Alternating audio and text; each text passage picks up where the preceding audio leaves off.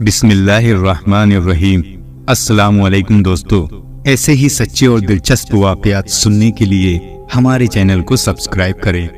حضرت داؤد علیہ السلام، جنہیں ڈیوڈ کے نام سے بھی جانا جاتا ہے، 965 قبل مسیح یروشلم میں پیدا ہوئے۔ حضرت داؤد علیہ السلام کا سلسلہ نسب یہودا بن یعقوب سے جا ملتا ہے۔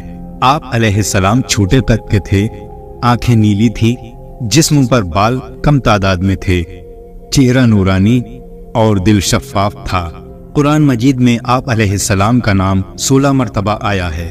حضرت داؤد علیہ السلام پر اللہ تعالیٰ نے زبور نازل فرمائی، جس طرح تورات حضرت موسیٰ علیہ السلام پر، انجیل حضرت عیسیٰ علیہ السلام پر، اور اسی طرح حضرت محمد مصطفیٰ صلی اللہ علیہ وسلم پر آخری مقدس کتاب کے طور پر قرآن مجید نازل فرمایا، اسی طرح سے اللہ تعالیٰ نے زبور حضرت داؤد علیہ السلام پر نازل فرمائی۔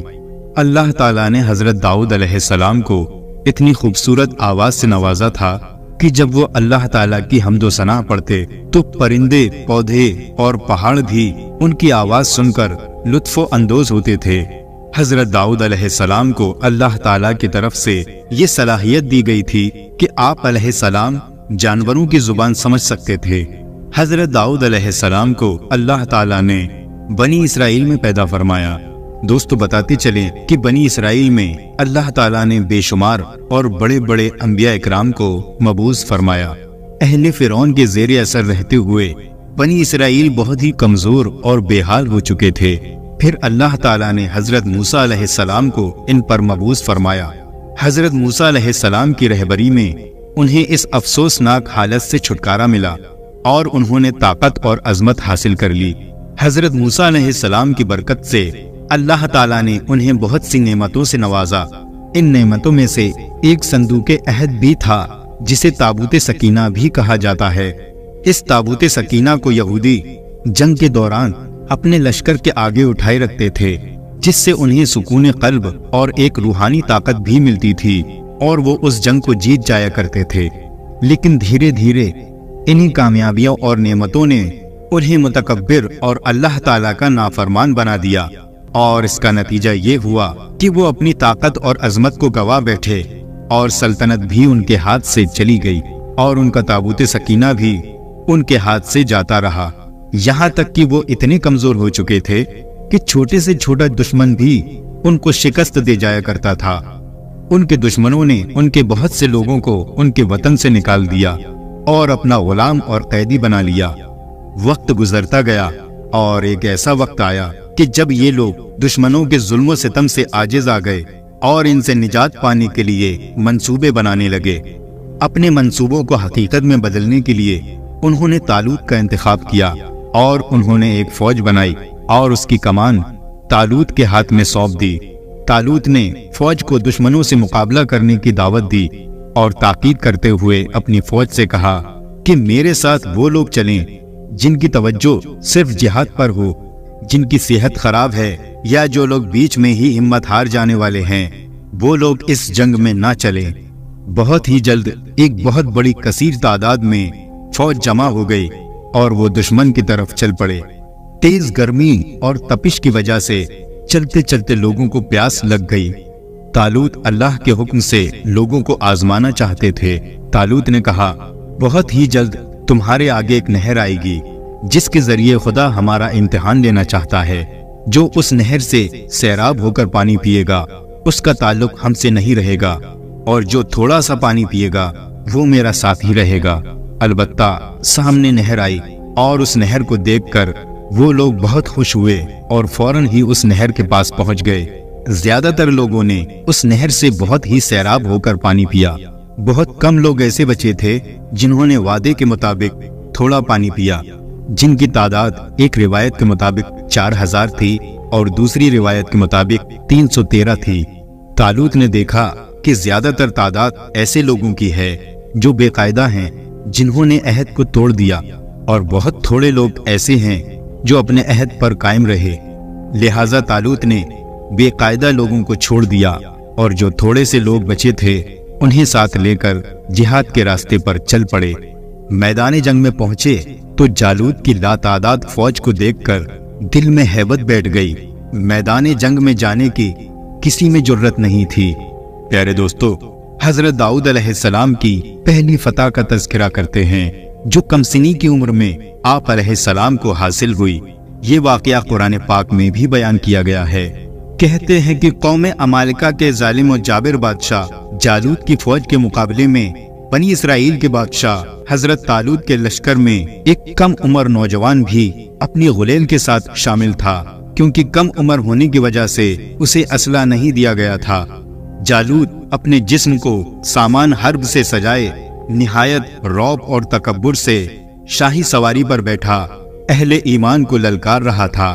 अभी बनी इसराइल का एक छोटा सा लश्कर कोई फैसला भी नहीं कर पाया था और जालूत की फौज के सामने जाने की किसी की जुर्रत नहीं हो रही थी कि अचानक उनकी सफों में मौजूद ये कम उम्र नौजवान उक्काब जैसी बर्क रफ्तारी से बाहर निकला और जालूत के सामने पहुंचकर उसे ललकारने लगा।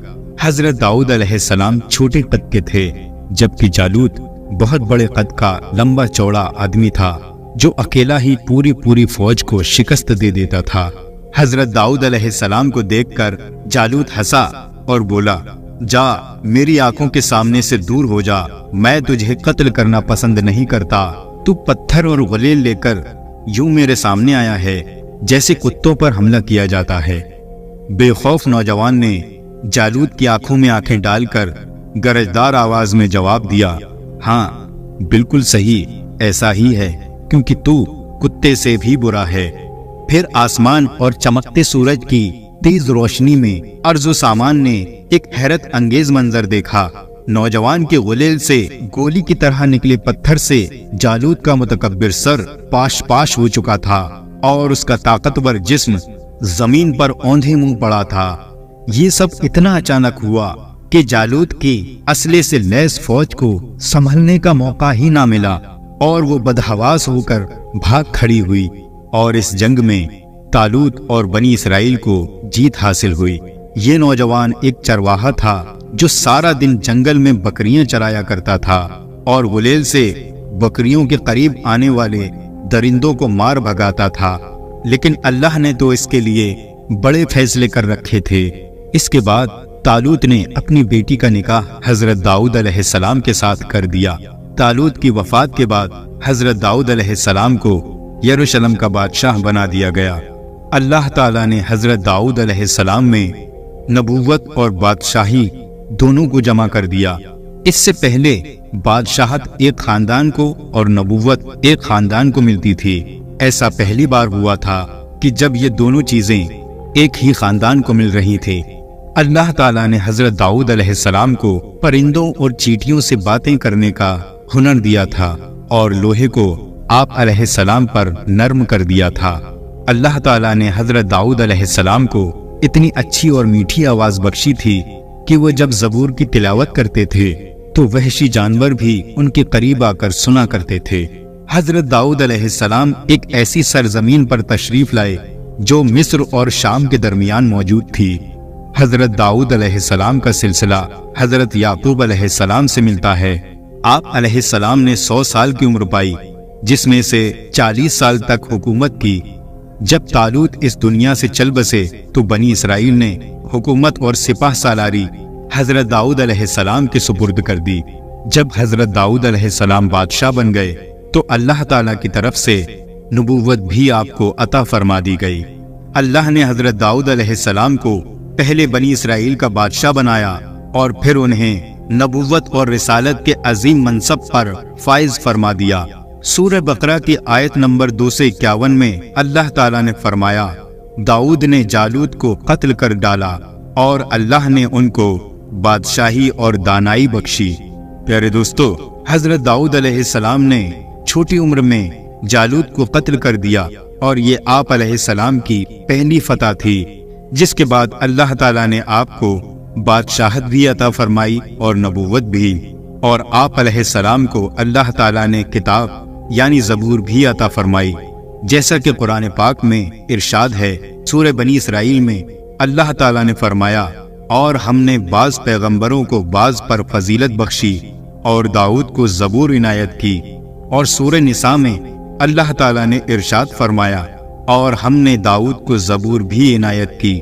پیارے دوستو، آپ علیہ السلام جب اللہ تعالیٰ کی حمد و ثنا کرتے اور زبور کی تلاوت کرتے تو آپ کی تلاوت میں مشغول ہو کر چرند پرند، درخت، پہاڑ، جن، دریا، سمندر، یعنی سب اللہ تعالیٰ کی حمد و ثنا میں مشغول ہو جاتے۔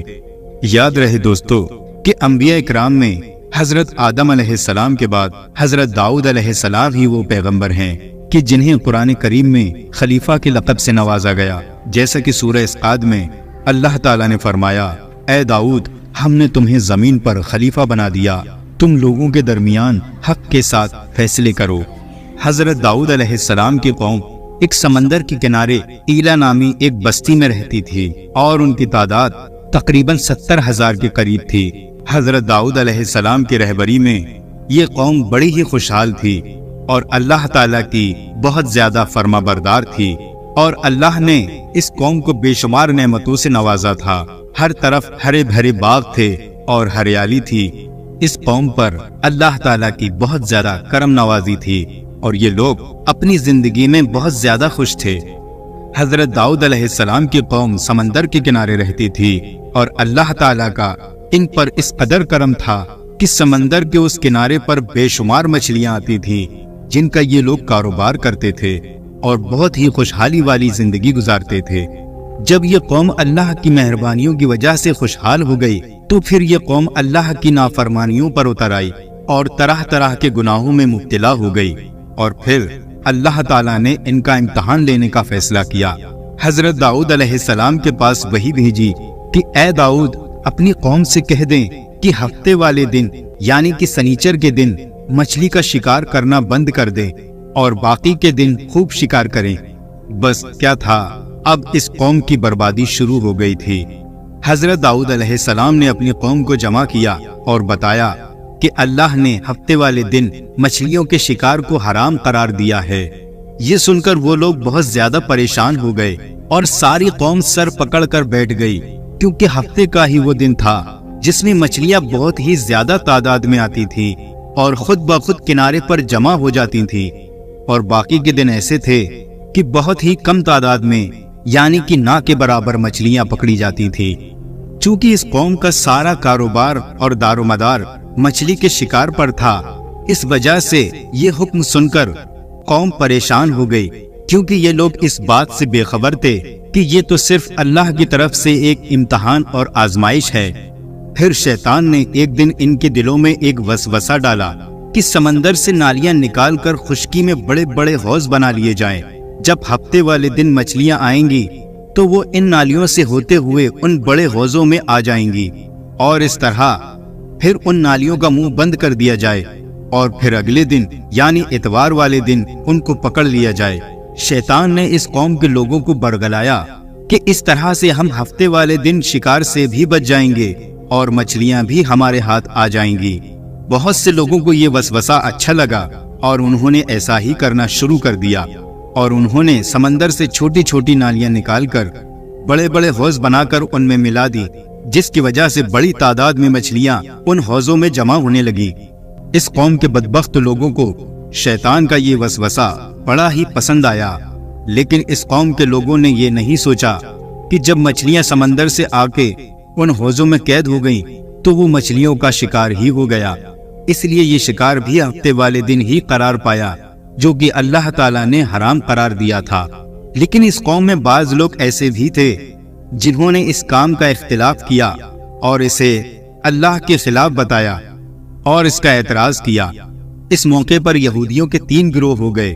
کچھ لوگ ایسے تھے جو شکار کے اس طریقے سے منع کرتے تھے اور ناراض ہو کر شکار سے باز رہے، اور کچھ لوگ اس کام کو دل سے برا جان کر خاموش رہے اور انہوں نے شکار نہیں کیا، لیکن دوسروں کو منع بھی نہیں کرتے تھے اور نصیحت کرنے والوں سے یہ کہتے تھے کہ تم لوگ ایسی قوم کو نصیحت دے رہے ہو کہ جنہیں اللہ تبارک تعالیٰ ان قریب ہلاک کرنے والا ہے اور ان پر اپنا دردناک عذاب نازل فرمانے والا ہے۔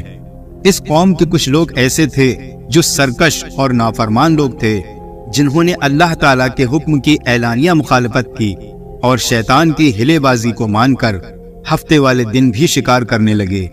یہ لوگ اللہ کے حکم کی کھلم کھلا مخالفت کرتے اور ہفتے والے دن مچھلیوں کا شکار کر کے ان کو کھایا کرتے اور ان کو بیچا کرتے تھے۔ دوستو، حضرت داؤد علیہ السلام کی قوم کے 12,000 ایسے نافرمان لوگ تھے جو منع کرنے کے باوجود بھی ہفتے کو ان نالیوں کے ذریعے شکار کرتے رہے۔ حضرت داؤد علیہ السلام نے ان 12,000 لوگوں کو اللہ تبارک تعالیٰ کے دردناک عذاب سے ڈرایا۔ آپ نے ان سے کہا کہ وہ لوگ اللہ تعالیٰ کی نافرمانی سے باز آ جائیں، لیکن وہ لوگ باز نہ آئے اور کھلے عام شکار کرنے لگے۔ چنانچہ وہ لوگ جو اس بات کو برا جانتے تھے، ان لوگوں نے اپنے اور ان نافرمانوں کے درمیان ایک دیوار کھڑی کر دی، جس کی ایک طرف وہ 12,000 نافرمان لوگ تھے اور دوسری طرف وہ لوگ تھے جو شکار سے باز رہے، ہفتے والے دن شکار نہیں کرتے تھے۔ حضرت داؤد علیہ السلام نے اپنی قوم کے ان نافرمان لوگوں کو برابر سمجھایا، لیکن یہ لوگ اپنی نافرمانی سے باز نہ آئے اور اسی طرح اللہ تعالیٰ کے حکم کی نافرمانی کرتے رہے اور اسی طرح سے ہفتے والے دن شکار کرتے رہے۔ اور پھر ایک دن حضرت داؤد علیہ السلام نے غصے میں آ کر شکار کرنے والوں پر لعنت فرما دی۔ اس کا اثر یہ ہوا کہ ایک دن ان خطا کاروں میں سے کوئی بھی اپنے گھر سے باہر نہیں نکلا۔ یہ منظر دیکھ کر کچھ لوگ ان کی دیواروں پر چڑھ گئے تاکہ معلوم ہو سکے کہ وہ لوگ کس حال میں ہیں، آخر ہوا کیا ہے۔ جب ان لوگوں نے ان نافرمانوں کو دیکھا تو وہ سب کے سب بندروں کی شکل میں بدل چکے تھے۔ اللہ تعالیٰ نے ان لوگوں کو ان کی نافرمانی کی وجہ سے ان پر دردناک عذاب نازل فرما دیا، پھر ان لوگوں کو بندر کی شکل میں بدل دیا۔ جب لوگ ان مجرموں کے گھر کے دروازے کھول کر گھر کے اندر داخل ہوئے تو وہ لوگ اپنے رشتہ داروں کو پہچان کر ان کے پاس آ کر ان کے کپڑوں کو سونگھتے اور زار و قطار رونے لگے، لیکن وہ کچھ بول نہیں پا رہے تھے۔ اللہ تعالیٰ کے ان نافرمان بندر بن جانے والے لوگوں کی تعداد 12,000 تھی۔ ان 12,000 لوگوں نے اللہ تعالیٰ کی نافرمانی کی اور اللہ نے ان سب کو بندر بنا دیا۔ اللہ تعالیٰ سورہ بقرہ میں ارشاد فرماتے ہیں، اور بے شک ضرور تمہیں معلوم ہے تم میں سے وہ جنہوں نے ہفتے میں سرکشی کی اور ہم نے ان سے فرمایا کہ ہو جاؤ بندر، دھتکارے ہوئے۔ اس طرح حضرت داؤد علیہ السلام کی قوم کے 12,000 نافرمان لوگ بندر بن گئے۔ یہ لوگ 3 دن تک زندہ رہے اور اس دوران ان لوگوں نے نہ تو کچھ کھایا اور نہ کچھ پی سکے، اور یوں ہی بھوکے پیاسے سب کے سب ہلاک ہو گئے، اور 3 دن کے اندر اندر سب کے سب مارے گئے۔ اور وہ لوگ جو ان نافرمانوں کو اللہ تعالیٰ کی نافرمانی سے منع کرتے تھے، اللہ تعالیٰ نے ان کو اس عذاب سے سلامت رکھا، اور وہ لوگ جو شکار کو برا جان کر خاموش رہتے تھے، اللہ تبارک تعالیٰ نے ان کو بھی اس عذاب سے محفوظ رکھا۔ دوستو، اس عبرتناک واقعے سے ہمیں یہ سیکھنے کو ملتا ہے کہ اللہ تبارک تعالیٰ کی ہمیشہ فرما برداری کرنا چاہیے۔ اللہ تعالیٰ سے دعا ہے کہ اللہ تعالیٰ ہم سب کو دین کے راستے پر چلنے کی توفیق عطا فرمائے، آمین یا رب العالمین۔ دوستو، اگر واقعہ پسند آیا ہو تو اس ویڈیو کو لائک کریں، کمنٹ کریں اور شیئر کریں، اور اسی طرح کے سچے اور دلچسپ واقعات سننے کے لیے ہمارے چینل کو سبسکرائب کریں۔ السلام علیکم ورحمۃ اللہ وبرکاتہ۔